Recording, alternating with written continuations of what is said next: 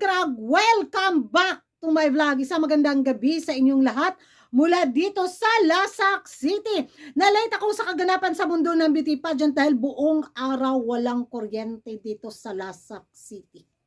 Nag-run out jud ng pinabongga mga karag-karag. Kaya nung bumalik yung pakuryente galore ni Kuragan, ayun, chinay ko agad kung ano yung mga latest kaganapan, mga chismisan, mga pa-iskandal, mga revelasyon na pinagchichismisan ng mga active na mga chismosa at mga chismosa sa social media. At of course, napadpad ako talaga sa aking pagkachismosa sa ibang mga beauty pageant pages na kung saan ay very interesting, very juicy yung chikahan galore nila mga karag-karag. Pero bago yan mga karag-karag, kita nyo naman sa ating menopausal fashion level up na distraction look, o diba? May papikas-pikas balikat si Kuragan. Bigaon kaayo tayo for today's chismisan galore mga karag-karag dahil eto na nga ang mga pasabog na chikahan na kung saan ay grabe yung mga chismosa at mga chismosa nating kapitbahay ng mga taga Milky Way.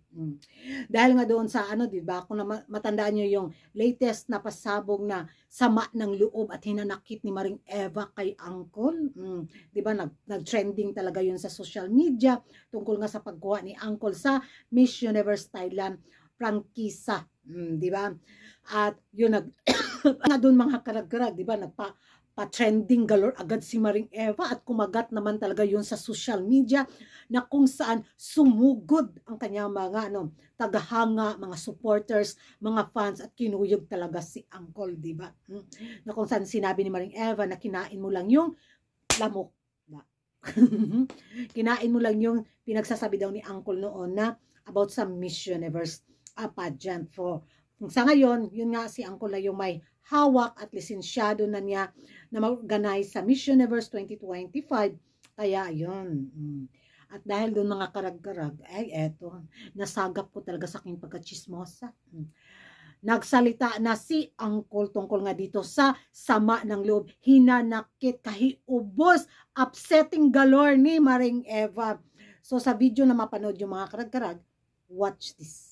ส่งเมสเสจไปเพราะว่าในช่วงที่แล้วเนี่ยเรายังไม่ได้ collaborate กับ Miss Universe อ่ะแน่นอนอยู่แล้วเราก็ต้องมีหลักการและกฎเกณฑ์แต่ว่าถ้าตอนนี้อีวานจะทำได้เลยแต่ว่าอินโดนีเซียเนี่ยมีเจ้าของลิขสิทธิ์อยู่แล้วถ้าเกิดสมมุติเมื่อไหร่ลิขสิทธิ์ว่างเดี๋ยวผมแนะนำให้เพราะว่าเผอิญว่าสมัยก่อนเราก็ยังไม่ได้เกี่ยวข้องกับ Miss Universeเพราะฉะนั้นเราก็จะต้องถือกฎร่วมกันแต่ว่ามันเพิ่งจะเปลี่ยนแปลงอย่างเป็นออฟฟิเชียลก็คือเมื่อวานตอนก่อนบ่ายโมงเพราะฉะนั้นก่อนหน้านั้นเราก็ใช้กฎเดียวกันแต่หลังจากเมื่อวานนั้นตอน12:45 นาทีเป็นต้นไปก็ใช้กฎใหม่ด้วยกันได้ไม่ได้หมายความว่าเราปฏิบัติได้แล้วคนอื่นปฏิบัติไม่ได้ปฏิบัติได้เลยครับช่วยฝากบอกอีวานด้วยตั้งแต่เมื่อวาน 12:45 นาทีปฏิบัติnarinig na ninyo ang pa-live galore ni Uncle tungkol nga doon sa hinanakit, upsetting galore na emotion feelings ni Maring Eva noong nalaman niyang hawak ni Papa Nawat ang Miss Universe Thailand prangkisa at nanakaw at nakuha niya ito kay Maring Tisi Tomas. Doon sa pa-live nga, nako grabe, gigil na gigil ang ating mga friendly, selosang mga kapitbahay ng mga taga Milky Way.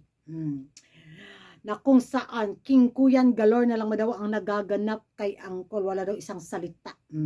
Basura, yun yung mga hanas at banat nila.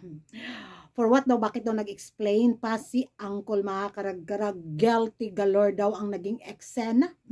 Yun yung mga banatan nila kay Uncle bitaw, nasa na daw magandang kalagayan na daw si Maring Eva, so wag na daw hikatayin pa ni Uncle about sa Miss Universe dahil dead magalore na lang daw si Maring Eva. Friendship is over. Yun yung mga hanas nila, hindi daw talaga mapapagkatiwalaan si Uncle. Diba? Yun yung nila baliktaran galore. After sa ginawa ni Uncle sa kanila, nakailang placement, diba? Tapos nakakorona sila sa Miss Grand. Tapos nakakuha ng award, ng crown, ng sash yung pa-national director nilang si Maring Eva sa Miss Grand. Ngayon na, nako, yung mortal na kaaway na nila si Uncle mga karag-karag. Nako, manahimik sila. Baka isang araw magising na lang sila sa bitaw na sa katotohanan na si Uncle na yung may-ari ng Miss Universe pageant. Ay, ambot ang galor nila mga karag-karag. Aliw na aliw talaga ako sa kanilang mga banatan laban kay Angkol. Dahil nga, yung ano talaga nila, suporta nila is na kay Maring Eva. Ayaw daw nila ng tridor. Ganon. Tridor si Angkol. Ewan ko sa inyo mga karag-karag kung ano yung magiging reaction nyo sa mga latest na mga chikahan ng ating mga kapitbahay laban kay Angkol. Sa tingin nyo mga karag-karag, guilty nga ba si Angkol sa naging pagkuha niya sa Miss Universe Thailand prangkisa at yung mga ano nila doon, promisean bitaw noon nila ni Maring Eva na wag mong anuhin yung Miss Universe, di ba? So ngayon, naglabasan na yung mga emosyonan galore nila. Mag-ingay tayo sa comment section at kung hindi ka pa nakapag-subscribe sa YouTube channel ko, don't forget to like and subscribe. Kuragan karag ang babaeng lagi nagkarag-karag. And see you in my next live. Kay mura na juk ko gituok ani akong sinina mga karag-karag. Pasta pa jung iganga diri sa akong kwarto. Hay, diha na mo.